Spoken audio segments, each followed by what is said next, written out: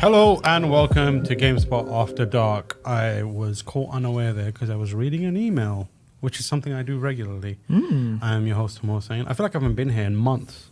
It's been a while. I've been 2 weeks. I've been hosting the past 3 or 4 Did it episodes. feel good to be back in the It hosting does, seat? yeah. Yeah. Don't get used to it. I'm not. Trust me. I like making you do the work and then I just follow along. Tune out when I lose interest. I just look around. There was a period like last week where I was like, I'm just going to tell Jake to take over again. And I was like, he probably doesn't want that. We'll just share duties. Yeah, exactly. Yes, I'm joined by Jake Decker, the Podfather, of course. Hold on. Can you reintroduce me as the proud owner of a Steam Deck, Jake Decker? The proud owner of a Steam Deck. Thank you. Jake Decker, a.k.a. the Finally Podfather. got it. Now, everyone on this podcast has a Steam Deck. Everyone important who loves games and puts in the effort to ensure that they're at the cutting edge of video games that sounds so right. they can accurately talk about their passion for video games has a Steam Deck. And the biggest Lord of the Rings fans Have a Steam Deck. Yeah. Exactly, yes. There's like a correlation. You know, the concentric circles completely overlapped for this. Lord of the Rings fan, Steam Deck owner, on top of each other. That's how it works. Yeah. Jean-Luc, a fellow owner of a Steam Deck, is also here. How are you doing? I'm good. How are you, Tam? More importantly, wait, how's your Steam Deck? Oh, my Steam Deck it's great. It's totally not collecting dust because I haven't used it in like 2 weeks. Yeah, I'm using it every day. Wonderful. For sure. Great. Love to see it. Actually, there is a game I should totally download on it and try out. That'd be probably pretty fun. I've been playing mine a decent amount, but I don't think I've committed. Not since Elden Ring have I committed to like playing a game like multiple hours in a row. I've been like dipping in and out of things. But yeah, I haven't been on for. I can't even remember why I've not been on. I don't know. I wasn't. I was gonna ask, are you doing okay? You know, I'm living. Like I'm alive, barely. with all the news in the. Which news? The The Queen thing? I don't give a fuck about that. I feel like I have to ask every British person. Every British person. You okay? You doing all right? The GameSpot official social, the Twitter account was like, breaking news, whatever. And I was like, and I replied with like, the only queen I bow down to is Queen Annalise of the Vile Bloods. That was it. That's fair. Moved on with my life. I don't know. I can't get bummed out. It's sad for a person no longer existing, and they clearly had family and friends, but also like, a multi-year campaign of pillaging, raping, and killing. So whatever. Yeah, 96 years too. That's a lot of time. Yeah, a lot of people don't get to live that long. No. It's true. But let's get into what we've been up to. Jake, what have you been up to? You've been playing something that I played a bit of as well, and you've written a preview about it as well. I've written a preview of it, and I have a video preview that should go up later today, maybe tomorrow. We'll see how it goes. But I've been playing Plague Tale Requiem, which is a game I'm very excited for. I really liked the first game. I thought the story was great. I thought the characters were wonderful. Looked great. Wasn't super wild about the combat. I'm a little disappointed in the combat stealth side of Plague Tale Requiem based on what I've played. Now, I've only played 2 short chapters. I'm sure you get more stuff you can use and more abilities and all that good stuff. But based on that small section I played, I did not really care for the combat. There were moments that were cool, but a lot of it was like, okay. Part of it, though, it's hard previewing a story-heavy game, especially when you just come in halfway, because I have no idea what's going on. And like I said, the thing I'm most excited for is the story. And I don't know a lot of what's going on, so I'm excited to find out. So I'm still excited for the game. I will play the game when it comes out, but it's a weird game to preview. I also feel like there's been like 3 or 4 previews of this game now. Like you previewed it before. It comes out in a month. So I don't know. The preview schedule seems a bit weird, heavy. Yeah. I will say I did run into some bugs too. We can kind of touch on that, but you played it too. I'm curious what you think, because I feel like it's been thought about ages since I played the original. So my main kind of immediate takeaway was like, it's a beautiful game. I was playing it on my PC is pretty beefy. It's got a 3090 in there, and I had started playing it with everything on full, and it's really really nice looking. Yeah, it's gorgeous. So it's stunning stuff. Everything from the lighting to the kind of the bloom and the god rays and all that kind of stuff looks really really nice. And obviously it's got a very unique aesthetic as well. That kind of a French countryside look to it that is with a dark fantasy slight twist to it. It looks really really nice because of that. So that my first kind of impression was wow, this is really beautiful, and the character models are super high res, and the acting is great. So the other stuff that struck me was because it's been a while since I played it, I forgot how weird it can be. Sometimes you're for the longest time, my memories of it were just about these siblings trying to escape from this horrible fate that they could be dealt, and then there's some rats on the way that you're trying to get. And then it was a lot of rats. Yeah, there's a lot of rats. Some is but now it's Hugo he's got rat sense. I was like, what the hell? Was this in the? I don't think that was in the last game, was it? No. Me and Jake were trying to remember, was that in the last game? I don't think. Yeah, and I think that also is a symptom of us dropping in middle of the game for 2 chapters. Yeah. So Hugo now can use. He's communing with the rats. Yeah. So I don't want to. I mean, it's hard not to spoil the first one, given what this preview is. But there is a point in that original game near the end where he definitely has some sort of a connection with the rats and the plague. So it makes sense in that sense. And now I'm going to say rat sense to add more sense to this. But it's funny you bring up rat sense because that is actually what it's called. Yeah. I when I read it, I was like, that's a joke. That's got to be a joke, a typo. But it is called rat sense. And I can't tell you how tired I am of these arbitrary in-game vision modes that tell me where enemies are. To me, it feels like I get it.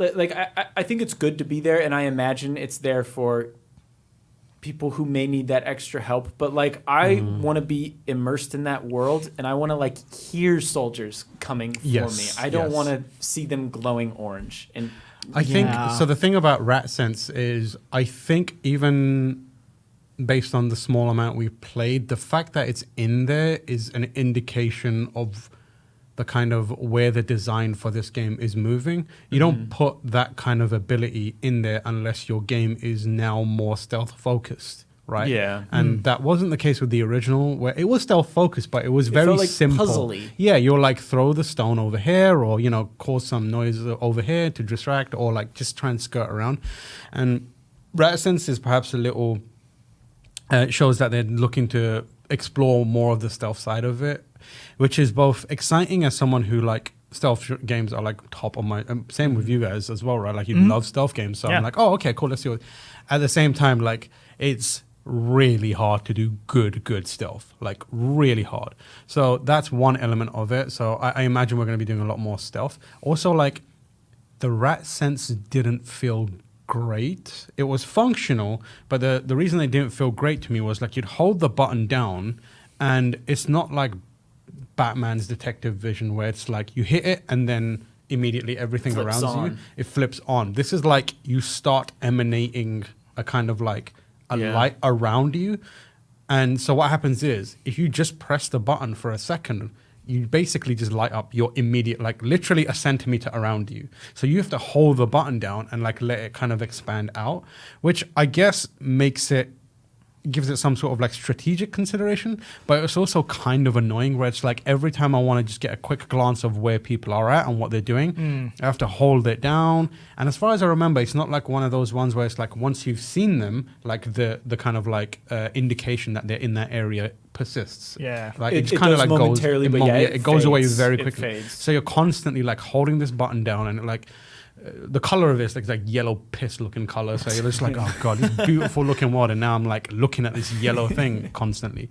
And then what does it actually show? Is it so it shows where enemies are. Okay. Where they are, and it will go through walls and stuff like that. Is there any limitations to how you can see them or anything? There's a limited view, it doesn't go, But is that based purely on where you are? Where you are, yeah. Okay, because when I hear rat sense, my brain thought like, oh, you're like using the rat's vision to see things. That's the idea. So like the rats are picking up on the vibrations and the various other tells that humans in the world are doing, and they're feeding that information back to Hugo. I thought it'd be kind of cool if it was like, depending where the rats are located in the area, like you could see in pockets there. Like maybe that would be interesting. But then you have to give the player some means of moving, manipulating those rats, and that becomes way more complicated. Yeah, I get why maybe they went for a simpler approach. So I think that and then on top of that, like the stealth itself, like if it was like the stealth was awesome, and then that was like an additional layer, which was like kind of weird, great, but like the stealth feels fairly rudimentary as is. It's kind of like there was something about the AI which felt a little bit inconsistent at times. Like sometimes they were great at like spotting you, like perhaps a bit too good, where like you mentioned it in your preview, but like they looked through some stuff at one point. Like, there was one part where I was sneaking and I was hiding behind a ridge, and I moved past the ridge. Am I too low now? Sorry. I switched chairs because this one was squeaky. I hid behind a ridge, and then I was like, okay, I'm gonna move up a little bit, I'm gonna go to the bush. And a guy saw me right through the bush and then just rushed me, and then I was trapped and died. Which, that seems like a small issue. And to an extent it is, but like when you're on a roll and when you're trying to get invested in that world, which is something a game like that kind of does because it looks so beautiful, and then when a guy sees you through a bush, and that momentum is just killed. And like when he saw me, I was like, okay, well, I can probably scavenge this. I can hop off this little cliff down to this area where he used to be. But I couldn't jump down because it wasn't like a white, like the things you can climb are labeled white, and there was no white, so I couldn't jump down. And it's just one of those very video game things where it's like, I should be able to jump, but I can't because I see the seams of this world. That kind of like rudimentary stealth was another thing that I was looking at. I was like, they haven't quite got a unique kind of like feel to this yet. So enemies were like very good. Like sometimes they'd catch me and sometimes they wouldn't. And then like the issues from there that kind of spiral out is like when you get caught and you're in a, it felt impossible to like re-establish stealth, if you know what I mean. Like once you've been caught, you're caught, and everyone knows exactly where you are. It's not like you can run away, break line of sight. It didn't feel like I could anyway because I tried and I kept failing and there was no one around, but like you've just activated alert mode and it's just not going away. And if you get cornered, you're forced into combat. The combat didn't feel, it was kind of like very jarring in the way that like the enemy would hit me to knock me down. I would stand up and then I had like a decision to make where it was like, most of the time it was just like attack, and then you'd fight back, and sometimes like you'd knock them down again and you can maybe try to run away or like you can kill them, but most of the time they just killed me and I was like restarted. And you mentioned in your preview like it reached a point where I was like, if I get caught, I'm just restarting this section, which is not great to be a place to be. So that kind of, those two things are concerning to me in a way, like gameplay wise, and so. But like in a lot of other ways, I was also kind of like, the other thing I wanted to talk about was, so I sent you a message being like, how do I progress in this area? And you were like, oh, you got to knock the thing down. Use an item to do that, right? Yeah, it was like, so I forget, you had to throw a tar on something. So you have to throw, basically you have to use item. Did you have to craft that? Yes. So you have to craft something. Generally in stealth games, there isn't always like a crafting resource mechanic that you include that could potentially gate your progress. Because if you're a person who's like very fixated on stealth, some people who are playing stealth games are inclined to take less risks, right? If you're in an area full of enemies, you see like a shiny collectible there. The decision you make is, do I go for that collectible and risk getting caught and causing problems, or do I just sacrifice that so I can get through? Yeah. Problem in this is I did that where I was like, okay, I'm not gonna get baited into trying to collect resources that are like available and risk exposing myself and getting into these combat scenarios. I'm just gonna focus on stealthing, trying to get out of here quietly so no one sees me. When I got to that point where I texted you about, I had no resources to craft the thing that I had to do, so I was stuck. And then I was like, oh, I have to now backtrack. And and I couldn't like backtrack pretty far. Yeah, each new section. Yeah, it locks you off. She closes you off. So I was basically stuck in this area with no way to progress Yeah. because I had no resources, which is like, I feel like that stealth element and then like using resources, collecting and using resources is like at odds. Maybe early in the game they explain to you like, hey, you need to grab this stuff, or like you build the memory or knowledge through it by playing through the first few chapters. But so this could be like a symptom of us dropping halfway through. Yeah. Again. I definitely think that's part of it, because you have a lot at your disposal at the beginning, but I didn't really know what a lot of that stuff did. I knew some of it did because I'd played the previous game, but it was years ago.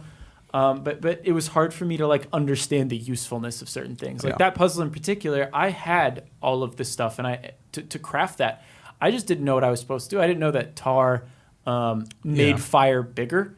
I don't remember if that was in the original game. It could have been, but I didn't remember, and there was nothing telling me. So I think that in particular for me was just a symptom of jumping in halfway and being like, all right, that was the clue to this puzzle. There weren't really any tips for it, which generally I like. You know, I don't like it when a puzzle gets spoiled through tips, but also I need to know what I'm working with in order to get through some of these puzzles. Yeah. But like, and then the combat scenario in that thing that we use, that I did and you did, was you get to control the horde of rats as Hugo and like send this wave of rats to eat enemies and kind of clear a room that way, which is like an interesting new mechanic, but like at this stage felt just kind of like a novelty. Like you just send the rats to the thing. Yeah. They didn't really stand a chance. There was nothing to do. So the section after that I thought was a little more interesting because there was a lot more guards. You could use the rats, but you had to use them carefully because some guards were carrying torches, and if they have torches, you can't get to them. Some guards would be near fire, so you'd have to like You'd have to like extinguish the fire and then send the rats in, and that was cool. I enjoyed that, but the bug I ran into there was I couldn't crouch. Like I swapped my controller, I checked the key bindings, went from mouse and keyboard, and I just couldn't crouch. So people would just see me, reloaded the save, still happening. What ultimately did it was I just restarted the demo. Yeah. Or restarted that chapter of the demo, and then I was able to get through. So my guess, I don't even want to speculate, but like I think there's going to be some cool moments, like cool level design and like ways you can use these tools. But the ones they showed off, particularly at the beginning, I found pretty dull. Yeah, I would say. I think like it's kind of interesting because we're dropped in the middle of the game. I don't know if that's like a kind of a build or whatever, or a character loadout that is like indicative of what you'll have up at that point. But if it is, like, I wasn't particularly super excited about what we had there. It was like, okay, I've got rat sense and I can control rats and I've got a couple of things, but like there's nothing exciting in their gameplay wise, you know what I'm saying? So like the build up, if that's like middle of the game, it's just gonna be like, okay, it's gonna be fairly plain up until that point, and then it doesn't really get much better. But like, again, we have to emphasize that this was a preview build. Bugs included are like subject. We expect bugs in preview builds, and we kind of like factor those in. It's probably going to get better. We hope it's going to get better. But like you said in your preview, the thing I'm excited about is the narrative, the characters, and the world, and that's what really like for me elevated the original Plague Tale. Absolutely. And we've got very little taste of that. So worst case scenario is like the game's kind of plain and isn't particularly amazing, but we get a good story out of it. That's the hope anyway. And I will say some of the character stuff I did really enjoy, especially with Hugo. I liked Hugo in the first game. He was a little whiny early on, but I think it makes sense. He's a young kid who's sick, who's being dragged along this crazy adventure. But this one, I feel like he was a bit more playful, at least from what I remember. Like at the beginning of the demo, there's a part where you can race him through this field, and it looks stunning. And if he beats you, he trips on his face, and they share a laugh. And he gets a little annoyed because he fell, but then he finds a feather, and he's like, "I like feathers more than flowers now." And it's just like, it just feels like this little kid stream of consciousness, and it's nice in that world because that world is dark. It's pretty depressing. It's heavy at times. I mean, you played that demo before that preview where she was just like, I'm going to kill everyone and put on my Batman voice or some shit. Yeah. And Hugo wasn't in your section, right? No, it was Yeah. just her and the I forget his name. Lucas? Offhand. Lucas, yeah. Lucas, So it was the two of them. So like I'm really excited for that dynamic. I want to see where the story goes. I don't know if you finished the demo, but I didn't know. the reason they're on that quest, I won't spoil it, but it's They're looking for something, right? yeah, they're looking for location. something, but it's for a certain reason and Yes, it directly yeah, affects I know, Hugo. I know. And that made me want to continue, and I'm Yeah. excited to see Yeah. where it goes. So There's- like There is also like some not smart, but like some interesting things being done with the narrative and characters based on the little I played. Because there's like a subversion of the first game, where the first game, like you said, like Hugo's, you're basically dragging this kid around, and he needs you for everything. And in this one, like Amicia is the one who's like in a rough spot. Yeah, like 'cause she she's keeps having injured. like she's injured, and she keeps having like these moments where she's blacking out. And when that happens, like Hugo is springing into action now, and he's not like just like Amicia, help me. Now he's like, I'm gonna help you. I'm gonna figure this stuff out, and he's like pushing her ahead. And so it's clear that they've figured out, or they are trying to like flip the script a bit and try and do interesting things with it. Which is, if the like stealth actions are a downer kind of indication of where the gameplay might be, that moment and moments like that are a kind of positive indication of where the story could go. Exactly. So I feel like yeah. it balances out in a way where, like, I'm still pretty excited about the game, especially too. considering that it's one, like the follow up to a surprise kind of hit in a lot of ways. Sure. And two, like Asobo Studios are still kind of like figuring things out. Like they're a big kind of that was a big game, an unexpectedly big game for them. So it is Asobo Studios, isn't it? It is, Yeah. Yeah. Also did Flight Simulator, or at least Yeah, true, helped true. with Flight Simulator. But yeah, like so, this is a big opportunity for them as well, and I know, and you know, they probably want to get it done well. So Yeah. we'll see. I'm excited to see more of it. Yeah, I am as well. Yeah. Jean-Luc, Hello. you've been playing Splatoon. Splatoon 3, the third Splatoon. Splatoon the third. Splatoon the third. It's good. It's more Splatoon. Which is I A feel like surprise, first of all. I thought they were done. I thought that was it for Splatoon. Like 2 was done. yeah, and to be fair, like I feel like some people are probably going to be a little frustrated that they are just making a third one rather than continually updating Two. Splatoon 2. And there's a part of me that agrees with that sentiment, where it's like, in a kind of current video game landscape, like, wouldn't it just make sense to update Splatoon 2 for, longer and longer? Of course, this is Nintendo we're talking about, Yeah. who loves to, like, not follow current trends or follow them way, way too late. Like, this game has, like, a sort of battle pass called, like, a catalog, which, like, feels very like, oh, we got to have that kind of stuff in here. But then they've also already said that they're only going to support the game for 2 years. And people are like, which is how long they support Splatoon 2 for. So it's Yeah. like, not like it's like less the amount, but people were already kind of like, really? Like, okay. Like, There's so many parts of this game that feel like begrudging on Nintendo's side, right? Where it's like, we'll give you 2 years. It's And that's it. it's very weird. But I will say that there are a lot of behind the scenes changes that I do think justify it being a new release. As far as like they've kind of redone the lobby system. You can now actually like run around a space and practice while you're waiting for a match. The friends list is like way easier to access. Supposedly, this is like the first Nintendo game where they're using like a new like in-house server. So it should be like better, like a really good online. That was a hard thing for me to judge because the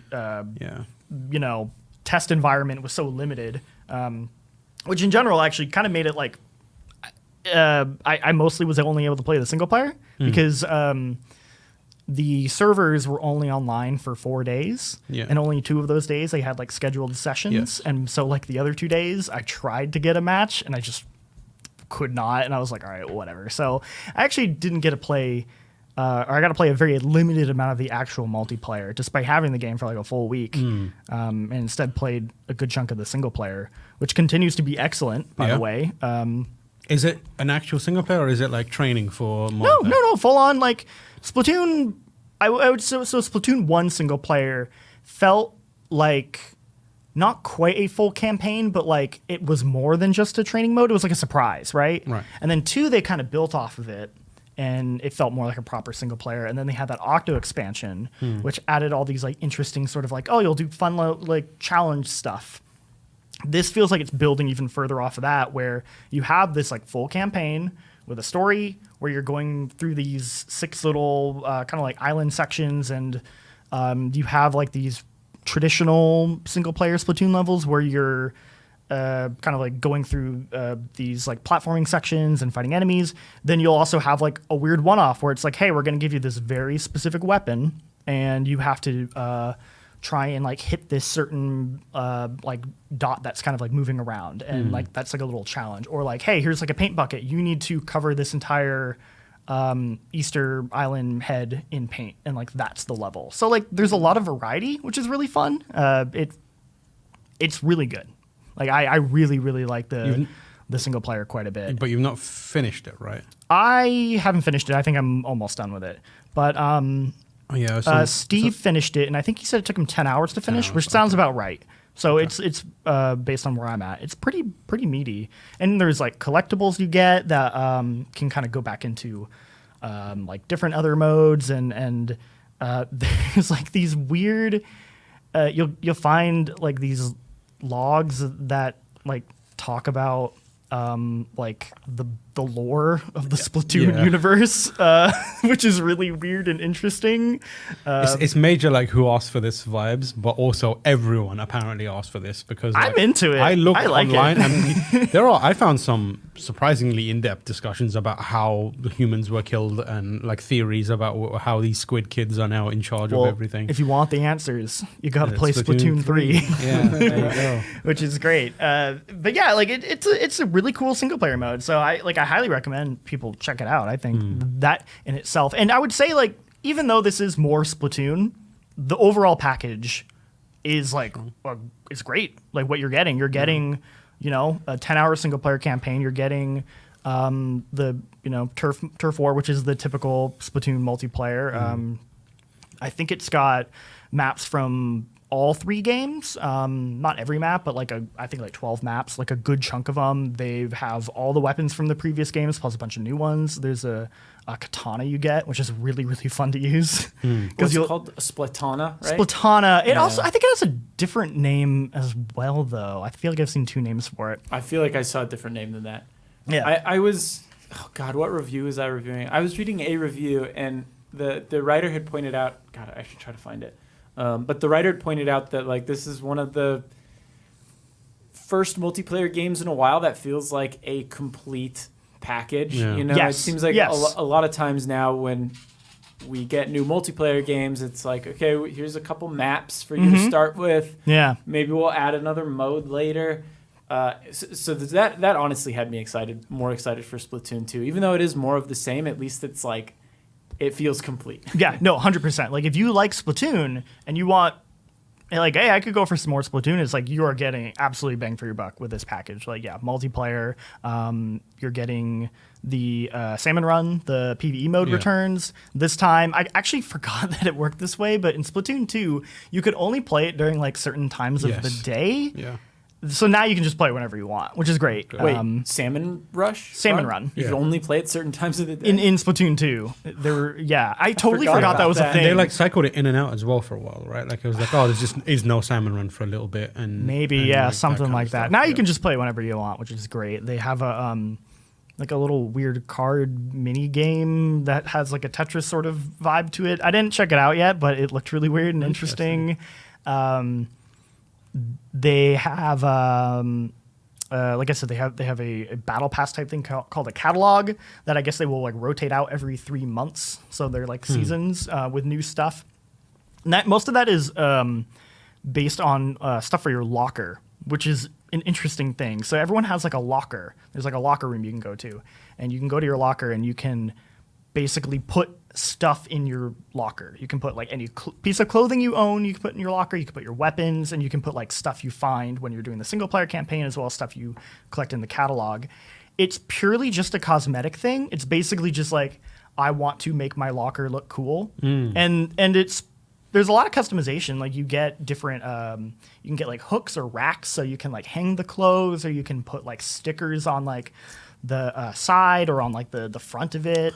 You can get different shapes of lockers. It's really interesting. It is kind of a weird thing because it's sort of off to the side and like you have to kind of go seek it out. So it feels a little divorced from everything else. Like but you can also look at everyone else's lockers, like people that you've like played matches with. Can you vandalize other people's lockers? No, sadly not. That's a bummer. So I want to splat other people's lockers. like I'll admit I had a lot of fun messing around with my locker and like customizing it, but I do feel like it's a thing I'm going to eventually Get bored of. Yeah, get bored of or forget about. So the fact that most of the catalog stuff is based around things for the locker feels weird because I go, okay, well, once I'm kind of done with the locker, what's the incentive to like do the catalog stuff, which is sort of again their battle pass, like we're rotating it out every 3 months. But at the same time, I would also argue like I don't think it needs that hook necessarily. Yeah. Like Splatoon 2 didn't have that hook at all, and it was like fine because you know you just play a bunch of Splatoon. You come back, you know, every couple weeks for a Splatfest. That's the one thing I haven't got to try is Splatfest. It's supposed to be 3 teams instead of 2 now, so that sounds really cool and interesting. Ketchup, mustard, and Mayo. Mayo. There you go. Yeah. Those are always fun, like the versus stuff. For, like, yeah, and they like redo the hub area and like everyone's like dancing and it's like a rave happening. The hub is cool also. It's much bigger than the other games. Like it feels more like a little like city corner that you're kind of like wandering around.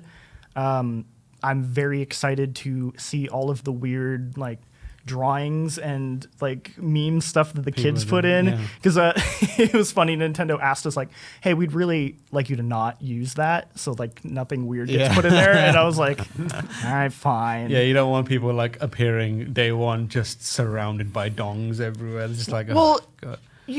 I mean, I think Nintendo filters some of that stuff out, but you would always get most of it would be like weird, wholesome, like kid drawings or like I think once Among Us got really popular for a while, everything in Splatoon would be like Among Us memes in Splatoon 2, which I thought was just really adorable. And so I'm like, I've always loved that aspect of Splatoon, and I'm really like happy they keep bringing that forward. And that space is so big that I know there's just going to be like so many weird things you can see and stuff, and it's cool. It's fun.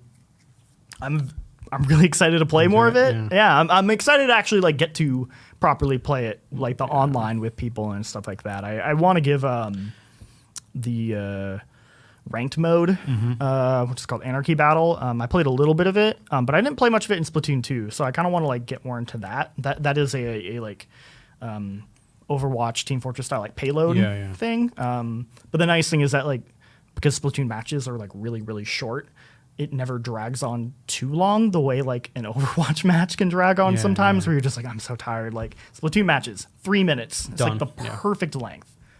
It's really interesting because Nintendo really doesn't have many multiplayer games, right? Like it's either you play Splatoon or you play Mario Kart. Smash Bros. So I guess Smash, yeah. Smash. If you want to play like the least fun way to play Smash. Online. Online. And also like I guess like Switch Sports if you're Jordan and you still somehow want to play volleyball online or whatever. Hey, I sunk a good amount of the bowling but like online. I guess, fun. But they don't have like a. I know what you mean though. A marquee like multiplayer, a bunch of marquee multiplayer experiences. Like those 3, the trifecta of like Smash, Mario Kart, and now Splatoon are it. So it's like the slim pickings if you're a Nintendo dedicated player who doesn't play stuff like Fortnite and you want to play multiplayer. That's kind of it. So I'm glad that from that perspective, it's good. It's full featured. Yeah. And it has some longevity. But yeah, I don't know. I downloaded it. I'm excited to play more of it. I'm going to start playing it, and see how it goes. But I just know I won't stick with it long term. Sure. I think however you felt about Splatoon 2 is probably how you're going to feel about Splatoon 3. And that's pretty much how I felt about Splatoon. Like Splatoon, I've always been like, oh, this is interesting and different and cool. But I definitely know people who get like super into it. Like you were super into Splatoon 2. Oh yeah. Will Potter, who used to work with us in the UK, is a little Splatoon pervert that I'm like, you need to back and Joey Yee was really into Joey's Splatoon. Into it. He did an excellent series of like tips videos called like Economics that are still like all that stuff still applies. So you should go look those up on our YouTube channel if you want like Splatoon tips.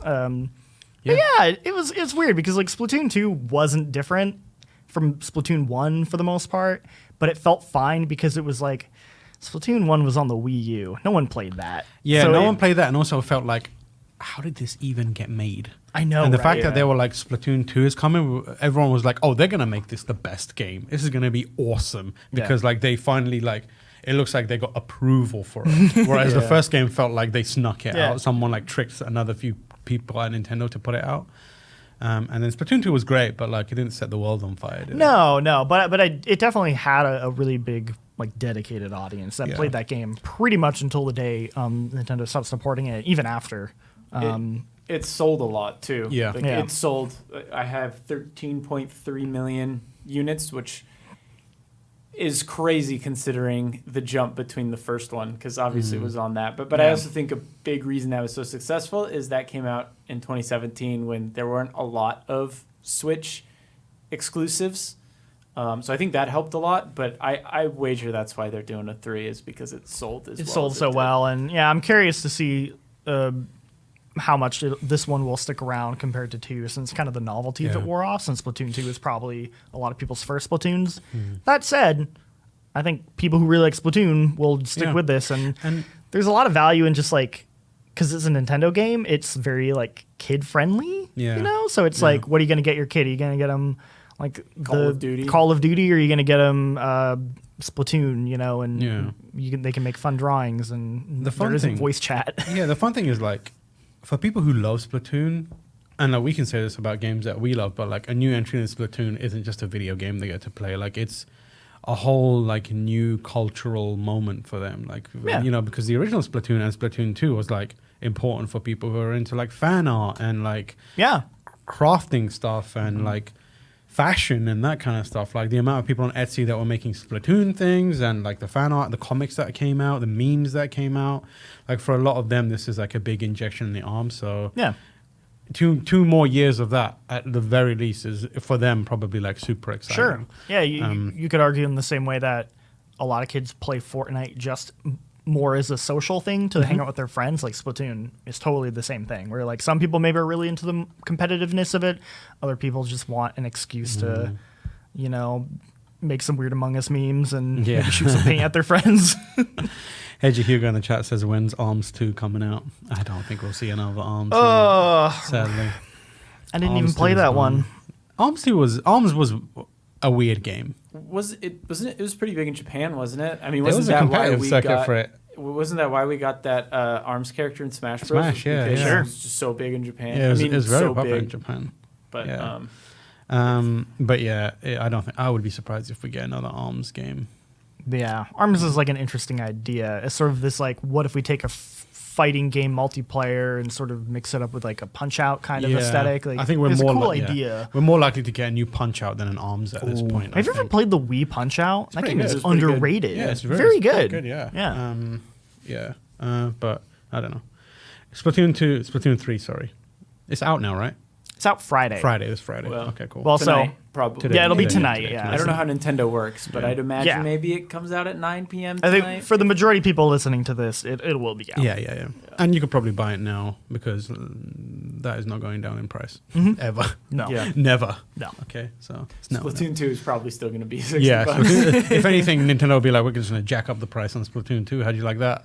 I think they made the Octo expansion a part of the Nintendo bundle. Online The expansion pass thing. Yeah. Maybe they'll do an expansion for Splatoon 3, like another single player one. Maybe. That'd be cool. That would be good. Yeah. Maybe that'd be in a 2-year cycle. So we'll see. Sure. I was just trying to think of anything. Any other games? No. I haven't played much, to be honest. Yeah. I tried to play Plague Tale on the Steam Deck to test it. It just wouldn't work. I think that's more of a preview build thing than anything else. Yeah, I mean, granted, your preview is later than mine, but when I tried playing a preview build in the summer, it was like struggling on my very beefy computer. So I was like, probably not. Yeah, I sat down to try and I started Norco on Steam Deck. It doesn't work good on Steam Deck. Oh, really? It reads everything as a keyboard mouse. So I was like pressing the trigger to right click. I was just like, oh my god. You know what game I loaded up? Batman Arkham Origins On Steam Deck? Steam Deck. It says it says no. It says like It works, this is not compatible. It totally fine, works yeah. fine. A lot of games are like that. Like I think the other two Arkham games are fine. Yeah. But it did that for Sekiro initially. I was like, I don't know about this, man, and I played it. I was like, it's fine. Yeah. Totally Don't worry fine. about it, yeah.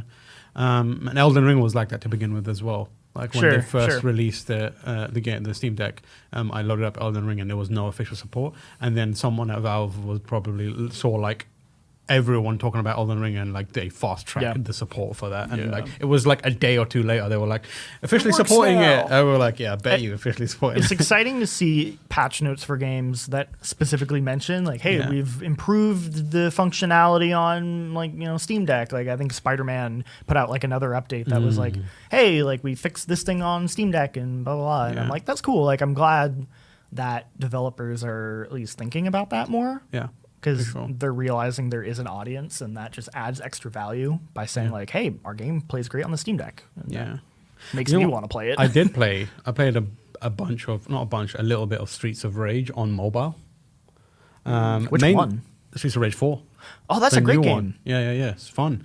Obviously, we did the mobile showcase swipe, and as part of that, I wrote in a skit where I'm playing it very loudly next to Kurt. Well, it was meant to be Lucy, but then Lucy wasn't able to do it. And the whole thing was like them being like, what are you doing? So I downloaded Streets of Rage on the day we were filming the skit and started playing it. And I was like, this is actually really fun on mobile. Like I was playing it on an iPad Air. Wow. And I started playing it and I was like, it looks really nice. I played the original when it came out, obviously. Yeah. And I was like, oh, this is portable Streets of Rage. This is like a lot of fun. So I dip in and out of that, and I keep forgetting how fun it is and how good it feels in that game to like punch and kick stuff and like the input stuff. So great soundtrack. Yeah, too. great soundtrack. I'm like considering doing another. The beat 'em up taste is back now after playing the Ninja Turtles game. Yeah, that game was recently, great. which is great. So now I'm like, oh, I could play some more beat 'em up games, and it's easy as well to just jump into and jump out of. So I played a bunch of that on iPad, which was good. Yeah. But yeah, while we're talking about it, the Swipe Mobile Showcase is out now. It's live. We streamed it this morning. That was fun.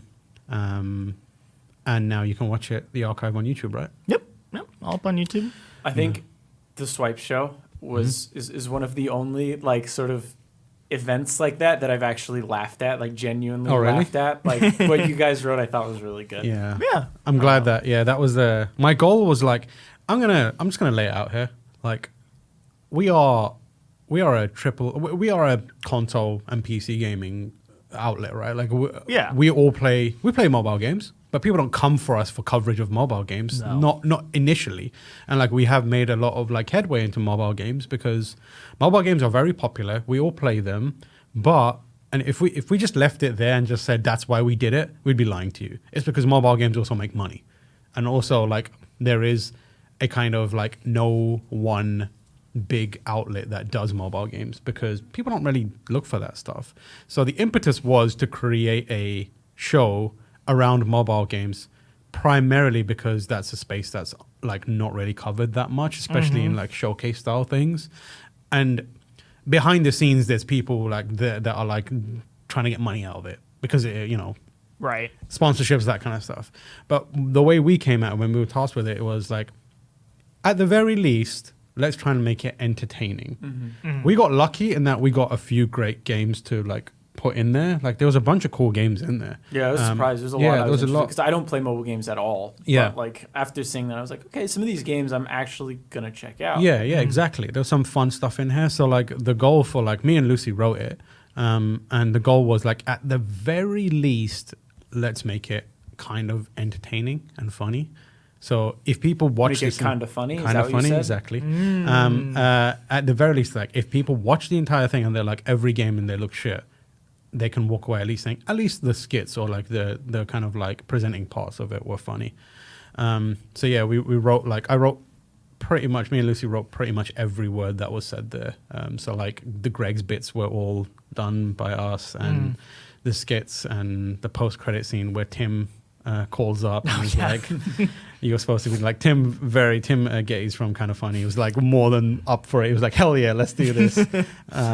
But yeah, and like as always, like we're super close friends with Greg and that kind of stuff. But like he rolled up and just completely knocked it out of the park. It's like, so he's like the most professional person. Oh, to work absolutely. with. It was unbelievable. Like he's in, out, very like like one take Greg basically. Like just rolled up and it was easy. But yeah, I've like helped produce a couple of like sponsored things that we've done with him for live streams over the years. Incredible. Every time he comes in, Nails it. Yeah, just absolutely nails in one. Yeah. Well, the show was, you're gone. I was a little bit behind, so when I got to his British person impression was around the same time that the Queen died. Yes, We got news that the Queen died. This morning, and I was like, haha. So this morning there was laughing. a like quick panic discussion to think back. Did we make any Queen jokes or anything related to that? Because I remember writing in his, because I love his British accent because it sounds just like just crazy and over the top. And then I was like, I don't remember writing in a Queen joke, but we should double check. And I quickly looked at the script and I was like, oh no.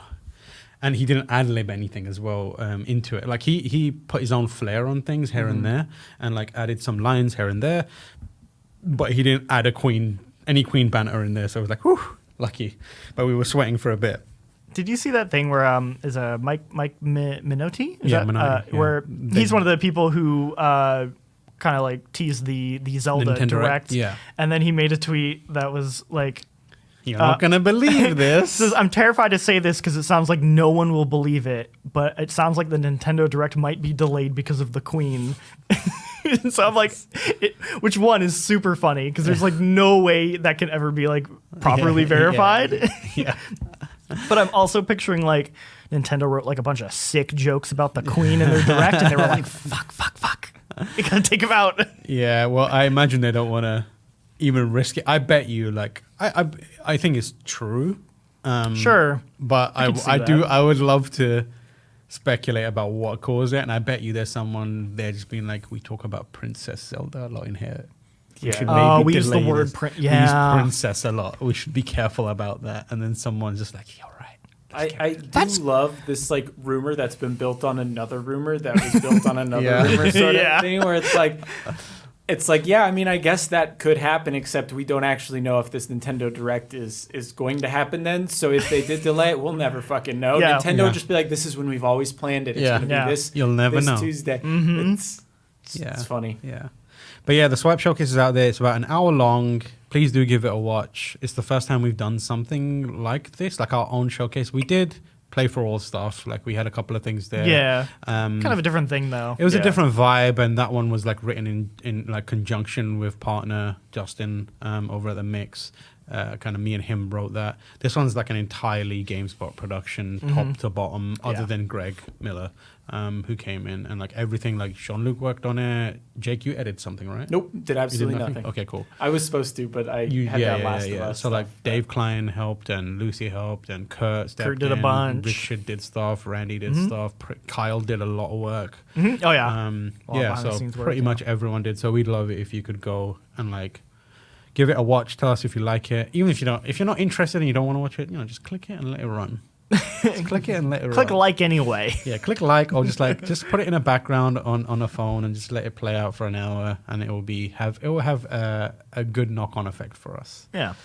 But we'd love to do more, and like we'd love to branch out from mobile games into actual like bigger experiences, but we gotta make them do well. This was kind of like the proof of concept for us in a lot of ways. So I've been playing a bunch of mobile games, but also been watching some TV. Yeah, I have too. What have you been watching? Well, I've been rewatching. I've been rewatching Breaking Bad because I started watching Better Call Saul. But more, I watched Lord of the Rings, and I've been watching House of the Dragon. So. Oh, nice! Everyone's watching the fantasy stuff. I'm not watching House of the Dragon. I haven't started yet. No. I mean, I guess I was initially really surprised how popular it was because I just assumed that like. That ending was so bad that everyone was just ready to write it off. But it took a significant amount of energy to get myself to actually watch it. When I started watching it, I'm quite into it. I think the writing is far better than what we're seeing in Lord of the Rings. I don't think Lord of the Rings is bad. I just think the writing in House of the Dragon feels a lot more human, a lot more personal. It's a lot more interesting to me because it feels more grounded.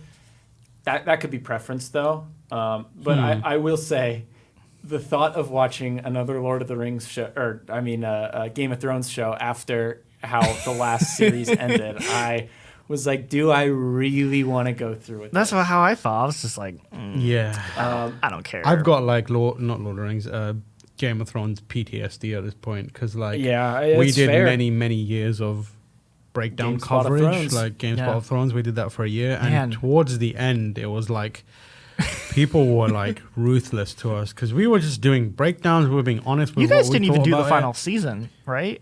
We did. You did? Yeah, we did the final season. Oh. Yeah, we finished that entire thing. Oh, no. And like people, like we were being honest, and if we said we didn't like an episode, people would shit on us because we were wrong and it was great. If we said we did like an episode, people would shit on us and be like, so it was just like a barrage of like hate from every angle. And by the time it was over, I was like, I remember watching it and being like, not even feeling emotion, just thinking, thank God.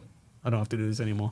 So when it reappeared, I'm just like, in your spot, I don't think I'd watch it. And to be honest, like, it's very hard to at this point to recommend another Game of Thrones show. Just that's how I feel. As much as I'm enjoying it, I think like Lord of the Rings is probably the better bet because it's weird to compare though.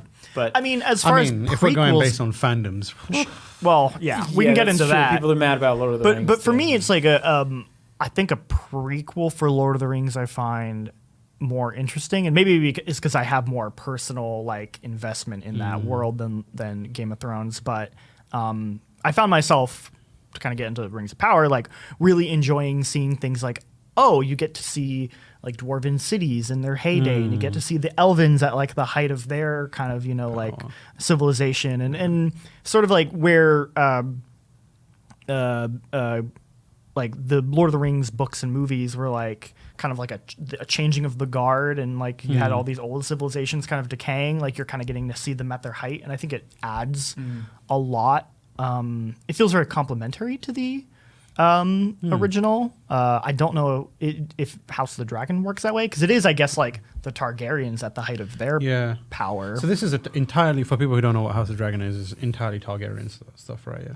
I mean, yeah, there have been hints to other houses because they are involved, but at least right now, the circle is all Targaryen and how they interact for the most part. I'm sure they're going to bring in more characters because that's what's going to happen as seasons go. But I will say, Lord of the Rings looks absolutely stunning. Oh yeah, how much they spent like $1 billion on that season, and it shows. You can see it because it looks so good. It looks so impressive. It looks like I'm blown away watching it. And to be honest, like I'm having a tough time following what's going on because I'm not big into Lord of the Rings. I've been meaning to read the books, but you know how that goes. Sure. But like I am drawn in just because of how it looks. Yeah, and like the pacing and just like the music. So do you like it? I like it a whole lot. I'm really into it. And you've seen it, right?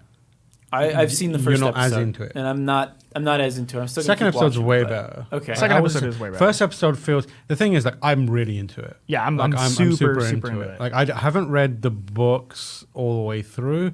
I watched the movies back in the day. Never seen the only seen the theatrical cut, and I know that's blasphemy. But like, this shit is like 4 hours long, bro. Yeah. Per movie. I spent a day and I got halfway through it like a couple weeks ago. I was like, I'm gonna watch these. That's honestly how you should do it. Is you watch them like each movie. You're basically watching 6 movies instead of like 3. Each movie is on 2 separate discs. So it like gets to the point where it's like swap discs, and I'm like, oh, this is like Mass Effect 2, and I had to change discs when I got to. I'm gonna watch them, but I'm gonna go through HBO Max, I think, because they are up on there. But like, I'm loving it because it's like almost no pre-built knowledge needed, because this is like a story about some of that stuff, and not entirely focused on it. But yeah, the first episode feels like a lore dump, which 100%. Which I don't know, like, you know, you guys know me, I'm all about lore dumps. Like, it felt like I was watching Amazon's most expensive Vati video. Talking about like tell me Valinor, more and you're like, yeah, let's do this.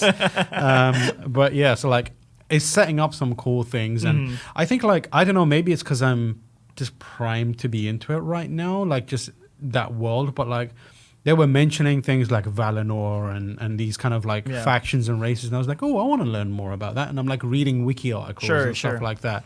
But like I've had it. The second episode feels a bit more narrative and character driven, and less like we need to explain the world and dump all this lore on you. It gets a lot into more like we've established these characters, now we're going to kind of jump between our like three different main perspectives. And okay, I'm definitely going to watch the second episode. I mean, I was going to anyway, but like I think that was because you've got Lord of the Rings and House of the Dragon around the same time, and I was more interested in House of the Dragon just because. I mean, the original Game of Thrones, some people don't like it, is you just don't understand who these people are. But like what I take away is not so much how the politics work. It's more about these interpersonal stories that I'm invested in. And I didn't feel like I was getting that at all in the first episode of You definitely get a lot more of that in the second. Yeah, you get a lot more of it, but I don't think it's the focus of it. I will say it feels to me kind of a lot like the Lord of the Rings movies and the way that it is presented and the way dialogue is written. Like, you're right. Like, it has that kind of, like, Game of Thrones is a more, like, grounded way people talk, where Lord of the Rings has always had a more flowery kind of, like, language to it. And I would say, like, that is applied to both the movies, the books, and then even the show, which I find fascinating how they did a really amazing job of making it feel very... like aesthetically consistent to the movies without trying to just straight up copy the movies. Like, I look at it and I'm like, this is different. But it feels like a world. It feels like the same universe, but like a couple thousand years ago. Where it's like things are different, but like they're very consistent to it. It's also not shot in 48 frames a second like the Hobbit trilogy, so that's pretty nice. Because I don't want to talk about the Hobbit trilogy.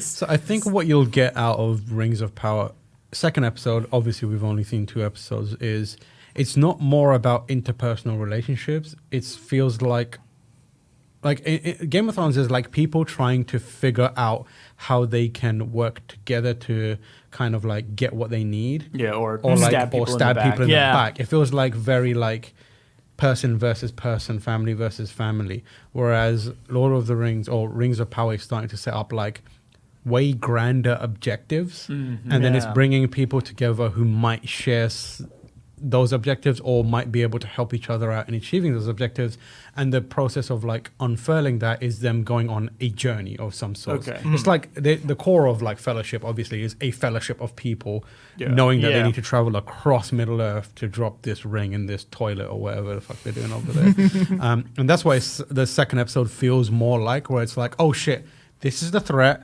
We have this person over here realizing this is what they need to do, and then these 2 characters realizing that they could perhaps do this, and then it's starting to like find how they can reconcile their objectives or their purposes, and then starting to like, it feels like the building a party phase of ARPG. If you know what I mean? Cool. That's what Rings of Power, the second episode feels kind of like reverse Lord of the Rings, where Lord of the Rings, they all started as a party and then split off. This is like they're all separate, and you know that they're all eventually going to merge together. I kind of like that. Yeah. It definitely, like the way, like I described it, like it feels like we're in the party building phase of an RPG. With that's the best part of RPGs. Which is the best part, because like you're introducing the characters, what are their motivations, what is the unique story that you need to help them with to reconcile or figure out, that so that they then align themselves with you. And there's definitely, in episode 2, there is definitely an alignment where people are like, we're going to work together. But there's a story that unfolds to get them to the point where they're like, okay, let's do this together.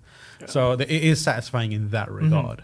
Yeah, and they're setting up some good stuff. Like, if you know the history, the show, like specifically Celebrimbor, like the stuff they're setting up with him. Or I guess if you played the Lord of the Rings Shadow of Mordor series. Because he's in that. And I was like, ooh, okay, they're like setting up that stuff, like him to be a very tragic figure that I'm like really interested in. And now that I'm thinking about it, the episode as well, there's some really cool stuff, like interpersonal stuff with like, what's his name, L. Ron Hubbard. And the dwarf. And the dwarf. The scene with his wife at the dinner was a great little you get some scene. nice moment. And like the reason I mention it is because like Jean-Luc was talking about, like the dialogue is very prosaic. there are some moments where in the first episode, it kind of like, it's not a roadblock, but it's kind of annoying because you're trying to get your bearings and everyone's talking like fucking, fantasy Tolkien characters. You're like, what are you talking about? Because it's mostly elves at that point. Yeah, and like, it's just like, you're just trying to get your bearings, but episode 2, you've got kind of your bearings, and instead that prosaic dialogue is put towards kind of like, exploring a relationship between two characters. So when they say something like that is like emotional in that kind of prosaic language, it really hits. There's some lines where like these two friends who haven't seen each other for a really long time, they say stuff back and forth, and it's written like poetry, and it really lands nicely, and it feels heartfelt and it feels good. I think second episode is way stronger than the first episode. I would agree. I see Zombie Pie here in chat says, I don't know, I think I want to watch a well-written fantasy thing with interesting characters that isn't a misery train. Yeah, don't watch House of the Dragon then. Yeah, Lord of the Rings also, I think, just has a nicer vibe. It does. It absolutely does. Yeah, I think the Harfoot stuff definitely helps that. Oh, 100%. To a degree. And like, it's the same way like it is the early hours of, being in the Shire with Bilbo and Frodo and that kind of stuff. Although, I'll say, there is a orc scene in the second episode. That was genuinely a straight up horror movie. That was like, like in a way that I was like, wow, like I've never. It's sort of like, I don't know, like the orcs were always just like cannon fodder. They were just like things that just like, all right, Aragorn's gonna chop up 20 of them, and Legolas is gonna shoot 5 billion of them with his like infinite quiver, and he's gonna count for you. And he's gonna count how many he does, and then, but this is like this really terrifying scene with one orc and these like helpless people that are not used to fighting. And it's because the director of that did horror movies. I forgot what horror movies, but like it has a definite horror movie moment. There's genuine, like it's quite scary, not scary, but like it's tense. It's very tense. Tense. It's something that I've not seen Lord of the Rings do that I thought was a really cool like recontextualization of orcs as a threat. It made them feel very scary in a way I don't think they've ever done before. And they are starting to set up a lot of like the big picture kind of threats, and it has a this is going to be sacrilegious to kind of make that comparison, but it has a like Voldemort might be coming back vibe to it with the whole Sauron thing, which is kind of like keeping me interested. There's like they introduce things that are like, what is that all about with the kid and the sword and that kind of stuff, and you're like, oh. So like they're setting up enough breadcrumbs to keep it interesting. And I'm like excited. Like I didn't expect to be excited about a Lord of the Rings thing. Like it caught me complete. I was like drawing fan art of a character the other day just because I was sitting around and drawing, and the new elf character that they created for this series specifically. Who the one with the whatever the land with the woman. Isn't it? I forget his name. I'll be honest, but he's cool. It begins with an A. It's like he's great. I really like his character. Like that, I like him. Obviously, he's the lightning rod for a lot of the wrong uns on the internet who are like, elves can't be colored, it can't be black. And it's just like, oh, shut the fuck up. I've got no interest in that having that discussion. It's like it's fucking orcs and elves and magical bullshit. Just shut your goddamn mouth. Genuinely, outside of even like that obvious comments that are just like easy to dismiss because they're just garbage. Like I honestly am really struggling to understand like people who don't like it. Like I get if it's like I didn't really like Lord of the Rings. Lord of the Rings isn't my cup of tea. Like, I probably don't like this either. That's fine. But to me, like, it's specifically people being like, this is so different, or like, it wasn't like this. And I was like, this is different. Exactly like this is different, movies. and it wasn't like this is basically them saying these characters are not the color they should be. And those criticisms are coming, without saying it, it's dog whistling. And those criticisms are coming from a place of bad faith because they're not willing to accept that, one, it's an interpretation. Two, it's kind of accurate in terms of interpretation because like the Harfoots is like a black character played by Lenny Henry, who's a well-known UK actor and comedian and that kind of stuff. And like Tolkien's texts say that the Harfoots were darker of color than the hobbits and etc. etc. The elf part of it, I don't know, but I don't fucking care. Oh, who cares? Who gives a shit? But it doesn't matter one bit. But I will just say, as someone who loved Lord of the Rings, to me, like I think it absolutely captures the same vibe in terms of just like, you know, the tone, the the dialogue, the light comedy aspects that the original movies also had. Like, and it's all there. I think it's totally there. And then the other part is obviously a lot of people being like, why is Galadriel behaving like this? Why isn't she a soft, damsel? I love her in this. The fact that she's really awesome. Like, and the second episode is like her a bit in a big way, quite focused on her and her like coming to terms with what she's doing. But she's like out there kicking ass, and people just don't like that one bit. They want to see the dudes doing the cool things. There is a dude doing a cool thing. Why can't the other lady do the cool thing as well? It's like, oh, come on, just get a grip and like sort your lives out. Very if you bizarre. can't take that, it's like I find her to be very cool. Like, she's way cooler to me 100%. than if Great she was actress just too. like Yeah. I think if she does was a just great job. sitting around and being like old Galadriel. Like, we I'm had that very one. much into pretty much every character. I'll also say Georgia is super into it as well, and she has not seen Lord of the Rings, has no knowledge of Lord of the Rings. We were going to watch the movies before, and then ended up just running out of time and not doing it. And then I was kind of talking to you, and you were kind of saying how like, oh, you don't really need to know anything about it going in. So I just said, all right, hey, do you just want to watch it? We watched it, and she was like, yeah, I really liked that. That was really, really good. So I would say even if you've never cared about Lord of the Rings, it is worth at least giving it a shot because you might like it because it really doesn't require any pre-knowledge. I think she just had like one question for me, and even then it wasn't. Yeah, I don't know. None of it really requires pre-existing knowledge. The only of Lord of the Rings. prerequisites are like liking or being willing to try out something in the fantasy genre. Yeah. That's pretty much it. Yeah. And then if just you seeing like like, those does this specific type of fantasy vibe with you? Yeah. You know, because it is kind of its own style compared to, something a little more gritty, hard fantasy. I am trying to think of, other than Lord of the Rings, which kind of has that element of it. Is there any other fantasy stuff that isn't like a major bummer constantly? Like I can't think of much. I mean, like, Harry Potter isn't a bummer by itself, but everything surrounding Harry Yeah. Potter is an absolute bummer. Yeah. Dragon Age is a bummer. That universe is Dragon pretty. Age is That a universe is massive pretty bummer. grim. Yeah. I mean, if you said Dragon Age and we're going to games, Dragon Quest, that's a Oh, JRPG. yeah. You know what? That's a little So, different. yeah. But like, Yeah. Sure. nothing like Dragon Quest 11 is like the most cheery, upbeat. I mean, there are moments that are sad. Yeah. But that game just puts me in a good mood no matter Yes. what. Yeah. That Yes. music, those characters, that art, the color, it's good. Yeah, maybe that's where you go. I can't think of any TV shows that are like, certainly not like fantasy, Western, live action. Like if you go No. into like anime territory, then you get a lot of like fantasy stuff. I think that Western they works. tend to go more Dark gritty, and that dark. kind of stuff. Yeah, unless you're account. There's probably some like young adult series that I don't know of that are like super into it, like a Wheel of Time adjacent or some shit like that. I don't know. Maybe something like that. But yeah, I don't know. Like I think Rings of Power is cool. I'm excited to watch another episode this week. Yeah. Hopefully, I'm already like, to me it's my like I'm looking forward to it every week now kind of show. Yes, Just based on same. those 2 episodes, I was really into it. And to be honest, not to say I wasn't like looking forward to it, but I wasn't like super just like expecting to be let's into go. it, right? Yeah, because I had my Lord of the Rings phase, and I moved on, and The Hobbit crushed my soul, and Thankfully, I skipped all those movies. I Dude, skipped the Hobbit movies. I was like, I'm good.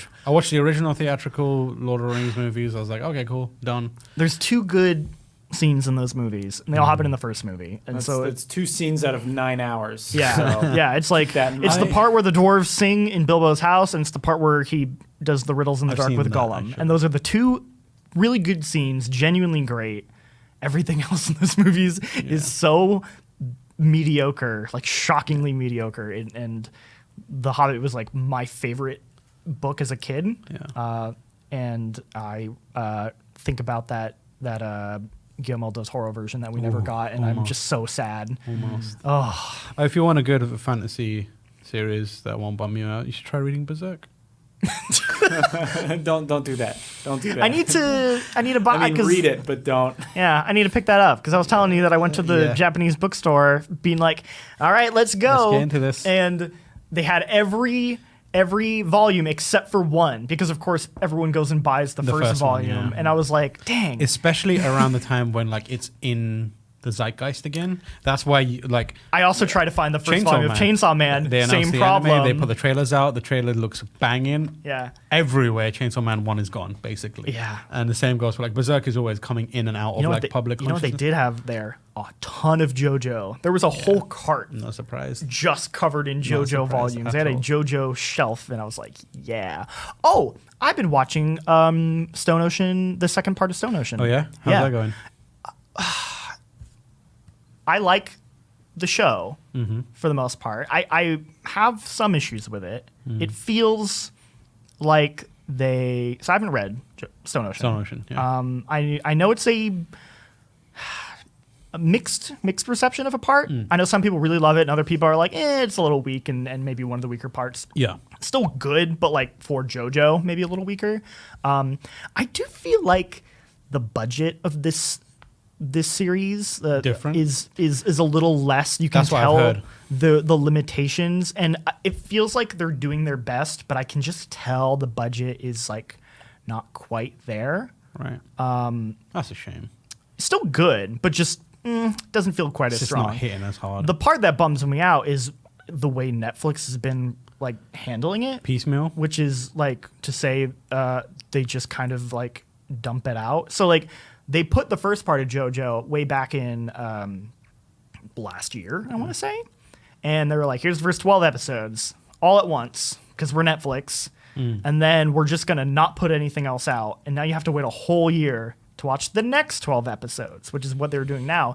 And I loaded it back up, and it was clearly not, like some shows, they kind of take that break into account, and the first episode will sort of reintroduce you. Yeah. They clearly did not plan it to be Right. this way. Like Netflix decided afterwards, so it just goes straight in, and I was like, I have no idea What's going on? what is going on with Yeah. this, and it's real. So Is it available to watch anywhere else? no, because Netflix like Exclusivity? yeah, they got Damn, the that sucks. exclusive license. I know, and there is a third part too. So Yeah. we're gonna go through this whole thing again, That sucks. and Because like it's- Netflix it's- has some anime and it's all like, Netflix has good anime, but like it's anime also that is available on Crunchyroll, and for me to like Oh, recommend sure, yeah. Crunchyroll is like a surprise because that whole thing is a mess. oh yeah, their app is terrible. I mean, like I like Crunchyroll as a company. The Sure. app is a no bueno. No, the app is bad, and they're I totally they need to fix that. But it's I don't know. It's like I still recommend it as like a JoJo part. You guys will eventually get there, We'll get there, yeah, one day. at some point in 20 years. in 20 years, and you won't have the same issues I have with it, where I'm like, but I didn't even know it came out until like 2 days It afterwards. was very low key. Like Netflix just dumped it, and you compare that to like when Golden Wind came out, and it was like a huge deal. It was like this Big big deal, event, and like everyone who watched anime was like talking about it, and it was like huge, and that energy is just like not there at all. It feels like Netflix saw that success and was like, we should do that. We should get JoJo, and then just said like, oh, I guess we'll just put it out on a Tuesday and maybe tweet about it. I guess Seems like they expected it to do all the heavy lifting on its own, without putting like in without yes. putting any effort or thought into it. They thought, oh, everyone loves JoJo. We'll just pick this up, dump it out whenever we feel like, and 100%. everyone's going to be this excited about it, which isn't the case. Like Yeah. So a lot of work went into Yeah. making JoJo get to that point where it's like a cultural zeitgeist moment. Yeah, so, and- so now you have all these like frustrated fans who are like trying to do that work of being like, "Hey, JoJo's out. You should pay attention to it," and it's really sad. Yeah, And that's a it just shame. kind of bums me out. But it's still JoJo. It's still good. There's some fucking real weird stands happening. There's you know what? I'm a little bummed. I get why they did it, but they didn't go for one of my favorite English translations for one of the stands. There's a stand called Limp Bizkit yeah. and they went with Limp Viscit Oh. because they were like, well, we don't want to confuse people, but the original English translation was flaccid pancakes. And I was like, we could have had flaccid pancakes. Yeah, Fred Durst wouldn't have any issue with that. Yeah. Yeah. There is Foo Fighter still, but they just called them FF as shorthand to get around it. Yeah. That's good. Yeah. We're going to move on to questions for the week. But before we do, I texted you about this, but Just now? No, before. Ages ago, I asked you about this. Oh. I've been like rewatching bits of Dark. Oh, yeah. Have you seen Dark? No, I've had it recommended to me though. So good. I've just been dipping in and out. It's one of those TV shows that has a feel and a mood. It's like the moment you start watching it, you're just like, I have to stay here. I have to see where this is going. But yeah, I've been watching bits of that like here and there, and it's like reignited a desire to rewatch the whole thing. But the creators of the team behind that show have a new show coming out, hopefully soon. So I'm just like, I'll just wait for that. It'll be fine. But Dark is amazing. I gotta watch it. If you want Is some. that German? Yeah. Yes, German. And it's clear, it's very clear that Hideo Kojima has watched Dark because you watch He bits of tweeted it. about it, didn't he? Yeah, because you watch bits of it and you're like, is that Death Stranding?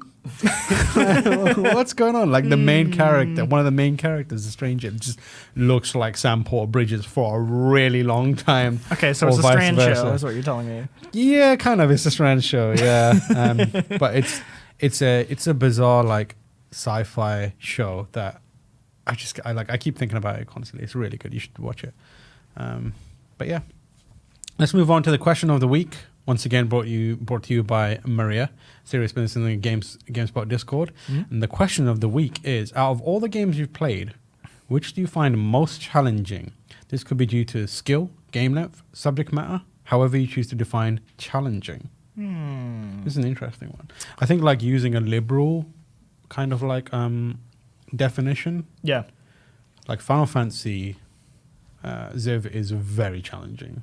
It's challenging in in that, different- like, understanding it. Understanding it and like committing to it Yes. and like working your way through, and even like Ziv is one of the most challenging games because it is like an uphill struggle to log into that fucking game. For you specifically, yeah. I put 110 hours into that game, and I still like don't really understand it. I'm not hooked on it, so I definitely get where you're coming from. I need to go back to it at some point, but it is just it's a behemoth of a game. Yeah, it's that one's the one that I struggle with, and it's funny because like it's also the one that I like. You're constantly being told how amazing it is. And like it feels like you're losing your. It feels like I'm being gaslit by the entire games industry. Yeah. And I'm just like I'm trying to understand, but I don't see it. And Yeah. it's that one's challenging. I think from that perspective. What about you guys? I'm trying to think of one that's not just like, it was hard. Yeah. You know? You get the easy thing to say is like all the From Software games, Right. Like, I or mean, whatever you know, it may be. hey, yeah, that fucking final fight in against Ishin Sword Saint. That pretty rough. was an Yeah. entire Saturday great. for one that fight. That took like 5 hours. Of Yeah. I'm just gonna do this. First time Genichiro. That was rough, man. Oh, I remember that was one. rough. Yeah. Yeah, I'm trying to think of something. The hardest boss still in Sekiro is easily Demon of Hatred. Oh yeah, Demon I- of Hatred. Oh, Demon I of beat Hatred. him once, and then I was like, I'm never doing this one again. And then I went back and I did the cheese, and now I just cheese him every single What's time. the cheese? So you run round. You have to be very careful. You run around the edge, and there's like a small break on when you run around. There's like 2 trees, so you have to tuck yourself behind one of the trees. He comes at you, and he like tries to do a move, and he gets stuck there for a bit. And then you carry on running around, and you know there's like the watchtower. You have to jump up the watchtower very specifically onto the roof, and then there's a very specific angle. You have to like run off the roof, fall, but you need to activate the jump just before you fall, so that when you like go down, you go up again, and then you can kick off the wall and get onto the roof of the building that's just like around the edge of the arena.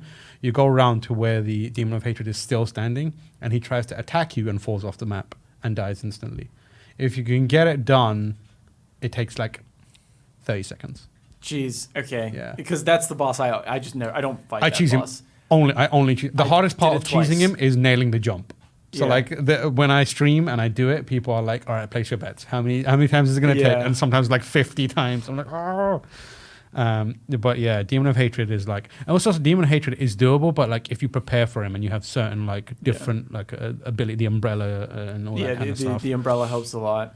Yeah, but I did it once and I was like, The whistle. I'm good. I'm all right. Yeah, I think it's just it's more like the mental fortitude you need to like prepare, and then you're just like knowing that it's like this is gonna take a while. Because like all the other bosses, I feel like you learn a rhythm, and with Demon of Hatred, you don't. So like at least not to the same extent you do for the other bosses. So when I replay Sekiro, I can get through those bosses fairly easily now because I know the rhythm, I know that dance more or less. Yeah. The Demon of Hatred though is just fucked. I'm just like, all right, It's a Bloodborne boss in a Bloodborne / Dark Souls. I'm just gonna boss take a in beating Sekiro. for you know. I think the last time I did it, it still took me like 45 minutes probably, and that was like after it took me 4 hours to do it the first time, and I was like, I just got to take a beating in order to get through this fight. The two hardest bosses in that game for most people are the bosses that kind of break the rules or the behavior patterns of that game, which is like the Guardian Ape and the Demon of Hatred. They just like Bloodborne bosses or Dark Souls or like bosses. the bull is like the Bulls one's a tricky one because it's like it's a thing where it's tricking you. You're trying to avoid the fire on the front when actually you just need to stand your ground and like parry it and just make it through. But I will say the Guardian Ape boss, when you know how to get through it, it's so much fun. That might be one of my favorite bosses. It takes like when you know what you're doing, it takes 10 seconds. Yeah. Like literally 10 seconds. Like I put a video up of me beating it and people were like, what the fuck? And I was like, yep, it's easy. But yeah, those are tricky games. But I don't know, what other games are challenging, I guess. I had one recently actually, now that I remember, that I didn't talk about in playing, but like Immortality. Like I found that very challenging as interesting. That too. Yeah. And not because like it was difficult, but I describe Immortality as a game where you're constantly looking for a needle in a haystack. Yeah. But the haystack keeps getting bigger. Yep. Because like the That's further exactly you how get it felt. into it, the further you get into it, like obviously you're looking for more and more specific things, and there's more items to unlock or like movies that you've unlocked, and you're just like going through. And I got to the point where I was like, I'm good, man. And like it's a shame because like I started off really high on it, like I was really into it, especially when you discover the thing for the first time. You're like, oh, this is weird, and I love this. It's gonna be weird. But I got like, I played it for like 6 hours, 5 hours, and I was like, I kind of get the story, and I don't care. And there was like, I snapped one time where like for the 70th time I was watching the same video clip, you know, where you unlock it, and she's like talking about the Civil War or something, or like the plague, and I was like, the way she started it, like same again. Oh, because it repeat. Yeah, some of them repeat. But like it was annoying to me because like I was in new video clips, and it would do the thing where it's like, oh, there's a hidden thing. But it's here. the same. But it's the same old thing. Yes. I'm like, oh, fuck. Like, it was like so frustrating because of it. Yeah, I get why they did that because I think the idea is like they don't. So you don't have to be like comb through each and every clip. But I feel to like find the bits you need. Yeah, that's the unfortunate thing about the way that game works. But like if you because then you like it presents this mystery where it's like, oh, you should really try and figure this out. Yeah. So then my brain goes, oh, there's a weird thing here. I'm gonna figure this out in a comprehensive way, and then it immediately punishes me for adopting that mentality by making these things repeat over and over again. If you know what I mean. It would be maybe nice if the game had some sort of way to maybe like. Be like, hey, you know, we're not gonna like remove these clips, but we're gonna be like, you don't have to go back to this one, and maybe eliminate some for you to kind of give you more like of a like, check mark or something. Yeah, like you've seen what you need to see here. That might help solve that problem because I do think that's. I love the game. It's definitely going to be my top 10, but I think that is a pretty big flaw of the game that I'm more can prevent excited. a lot of people from. I'm more excited to hear other people talk about it. Like, kind of funny, just put out a podcast or a video talking about how much Greg talking about how much I'm excited to watch that and listen to that. Sure, but like I got to the point where I was like, I don't think this is a story that this could tell that will make me feel good about committing more hours to it. Because I got part of the way through, I got some of the twists, and I started to understand what was going on. And at the same time, none of it made sense to me. Yeah. And like that didn't feel good, where I was like, I have an idea what's going on. Also, I don't have an idea what's going on, but none of those feel good to me. Yeah, I think I felt the same. Like I really enjoyed some of those twists and those reveals, but I played about 4 or 5 hours, and I was like, I think I've seen enough of this game. It's also just like I scrub through footage all day at work. You know, I don't know if I necessarily want to go home and do it. It's a weird thing to point out because I do think the acting is very good. A lot of the characters are very very magnetic, and I'm interested in it. But like, it's like okay, rewind. play. Wait, hold on, rewind. Rewind slowly though, because if you rewind too slowly, fast, you won't get the thing. You know, and it's just like, okay, that's. I also found like a few not bugs, but like mismatches in certain things, and like, interesting. and that like I had to tweet Sam Barlow and be like, is this intentional or not? Because it's driving me mad. Because something happened where I was like, oh, this must be a clue to something else. It means something. Yes. And I messaged, like, tweeted at him, and he was like, that was an accident. I was like, well, I just wasted a fucking hour on that. So the game does bring that out of you. You're just like, yeah. I remember that happened early where, like, I think it, like a character like stumbled over a line, but it sounded more like an audio glitch, and I was like, that means something. It means something, yeah. It means something. I have to look it up. For me, it was like the character said something, but the subtitle was different. That is how, like, yes. Oh. Yes. No, I also was like, that means something. Yeah, and I went back through a bunch of like videos to see if it like alluded to, if I could find other instances of it, or if it was like I've seen that a couple times. Yeah, it comes up. But Sam Barlow was like very cool about it. I was like, I'm sorry, I'll fix that. You're like, oh, I'm sorry. I was like, you paid me for playtesting your game. No. My pick is probably, it's kind of specific, but trying to get into Elite Smash and Super Smash Bros. Ultimate. The amount of time I've put into that fucking game trying to get into Elite Smash is a lot, and I have not done it. I don't think I ever will do it at this point. I've gotten close.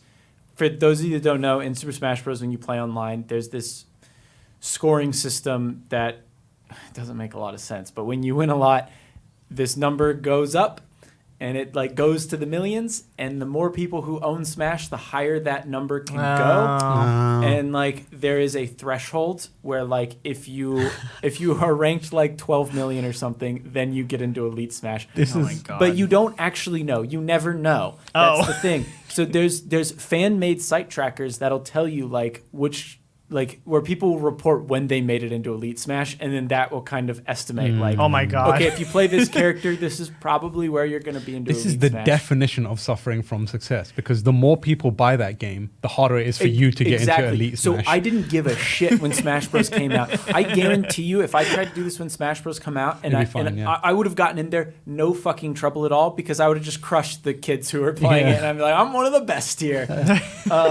But now it is impossible, because I mean, it's not impossible. Everyone's there are sweaty. people who do it, but like I legitimately made a like training regiment for myself in Smash Bros. Where I was like, okay, I'm doing like I gotta practice my like fast fall tilts, my short hop tilt, like all this stuff. Where I was just going through these practices. I was doing drills with bots.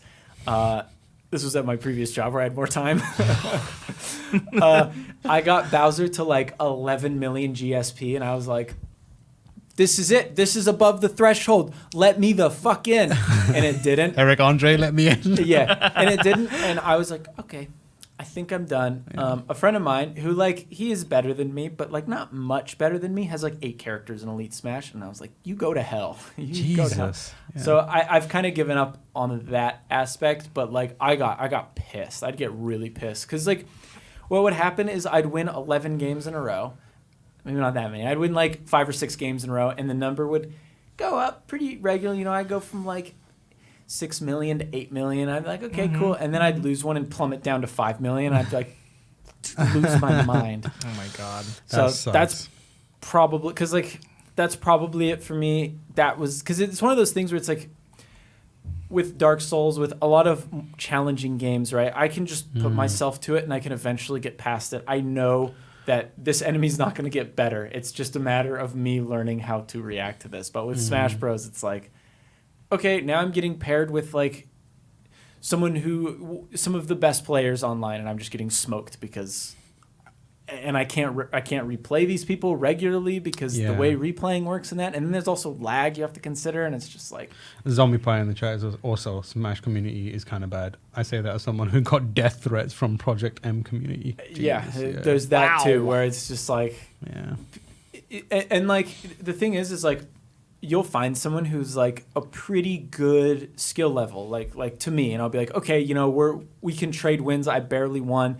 But the thing is because that rewards, like that doesn't reward you for playing close games. It rewards you for just destroying people as quickly as you can and moving on to the next one. That people don't want to rematch you because it's like, I beat you and I don't want to keep playing because it was a close game and I don't want to suffer that, or they'll absolutely smoke you and they're just going to keep rematching you because they want to keep raising their number. Yeah. The online on that is a mess in so many different ways. I still played it, still got really frustrated with it. Yeah. But I have given up that part of my life. I think for me it's rhythm games. Realizing because I think I kind of have like a shit rhythm, or at least I have difficulty with rhythm, especially when it'll like change up on you. Like I have a hard time like adapting. So I feel like which rhythm game specifically are you better at, like Guitar Hero and that, than like Dancing All Night? I'm okay at Guitar Hero because I'm decent at rhythm. I feel like I'm good at rhythm games when it's stuff like Guitar Hero, Rock Band, DJ Hero. But if I play something like Dancing All Night or the Miku games, I'm like dog shit at them. Because it's like the way it kind of like gives you feedback is different with like the whole like pop, pop, pop, pop, pop, pop. That doesn't work for me at all. Whereas like when you press a thing and it like the note happens, it feels like way more intuitive. Yeah, I would agree with that, especially because like Rock Band, it's like, you know, there's that like feedback of like I hit the button and then like the chord in the song plays where like the dancing games is just like it just makes a fart noise every time. Yeah, like, and they're dancing. And if anything, I kind of find those sound effects like, more annoying sometimes. Chaim's really good at them. Like, he's amazing at them. Yeah, he's amazing. And I'm like, I just don't, because we went to, I think it was Gamescom or, I don't know where it was. I think it was Gamescom. And it might have been Paris Games Week.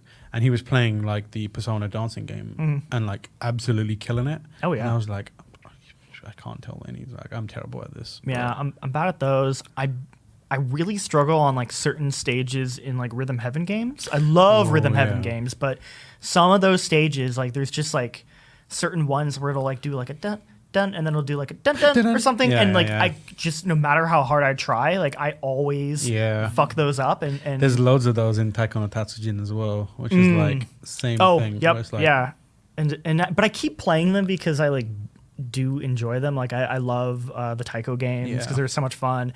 I really love the like kind of WarioWare vibes of like Rhythm Heaven and think those games are so creative, but boy do I struggle with some of those, and it feels like I'll never get better. I'm just like, this is just like a me problem that I cannot overcome. That actually reminds me of another challenging one, which is like another interpretation of what we find challenging is like being consistently good at something that you think you should be consistently good at. Sure. And the game that comes to mind for that is Valorant, and I guess like Counter-Strike. Because those two games, I guess maybe stuff like, I don't play PUBG or anything, like I guess you could try like add those to it, but like those two games specifically, they feel like sports where like some days you wake up and you're like playing the game or like playing the sport and you're like, I'm feeling it, I'm sinking this freeze or like I'm hitting the ball or whatever it may be. Fell and right like into that flow state. You're in the flow, you feel good. And it's the same with like games like Valorant or CS, like you're nailing the headshots, you're making the right decisions, you're using your abilities properly. Other days like you wake up and like you've eaten the wrong thing and you just feel like, I can't land, I can't get this ball in the net, I can't. And it's the same with like, you're missing your shots, like you're everything. And then when that happens, like the feeling of being like, oh, I know I can do this, I should be able to do this, is like crushing, and it's so challenging to keep going. And at the same time, like you're compelled to play them because it's like a compulsion. Like Valorant is such a hard game to put down because because when you have that moment of like, you nail a headshot, you feel like a king. You're like, I'm top of the world, like I'm the best gamer. And then like you just get crushed for a while, and you come back the next day just hoping. It's like gambling. You're hoping that you'll hit the jackpot instead of lose all your money for this next session. So that can be. It's like also like a mental fortitude kind of check. But it's like, do you have it in you to keep coming back even when you're getting kicked on your ass constantly? Yeah. But yeah, there you have it. Those are the games that we find challenging. Thank you for sending that in and setting that up, Maria, as always. And we're going to call it there for the podcast. Remember, if you want to send us questions, you can email us at afterdarkpodcast@gamespot.com or join our Discord, where you can chat with other people in the Discord, including us. And also take part in the question of the week that we just took part in, which was created by Maria. And then let's go to what we're up to. Jean-Luc, what are you up to? Anything you want to plug? Where can people find you? You can find me at Jean-Luc Seipke on Twitter. I'm mostly going to be... There's a surprising amount of stuff around Tokyo Game Show next week that we're going to be covering. Way more so than in previous years, which is kind of exciting. So I feel like I just have a ton of stuff around that I can't get into specifics of, but I'm look forward to that. That should be cool. Yeah. Jake? My Plague Tale preview article went up. The video should be going up tomorrow morning, I think. We'll see how it goes. It's in feedback now, so we'll see if it gets approval. Other than that, I think that's about it. One thing I do want to point out, I actually don't think it's out until next week, but I'm very excited for it, is Chris Morris in the UK is working on a really good show. Yes. About like psychology in games, and I believe the first episode goes up Soon, yeah. soonish. So I would keep an eye for that. It's really good. Yeah. And then, I just want to point out because I watched it this morning and I was like, damn. It's good. It's good, Shit. Yeah, it's been in production. Yeah, he's been It's working on those. working on it for a really long time. He's done a couple videos that are kind Similar, of like yeah. that. So if you've seen those before, it's kind of like in that. The scripts vein. have been like coming through for a while now, so I've been like reading it and like it's come together super Yeah. well. And Chris is amazing. Yeah, you can tell He he's does, like really like taking his time with it to get it right, it works, which is great. Similarly, like Jesse on the video team has been working on something that should be coming up soon. So Yes, that's a very cool long one. time. Yeah. But yeah, I am at More H on everything. Go and watch the Swipe Show. I am working on a preview for something that I can't talk about, but you'll see it tomorrow. Not tomorrow, next week. But yeah, that'll be exciting. And in the meantime, please remember to subscribe, review. If you're watching on Twitch, hit the follow, share it. We're still kind of trying to grow the Twitch presence that we have here. And we can only do that if you show up, which we appreciate, and also share it and follow. So see you next time. Bye, everyone. Bye, everyone.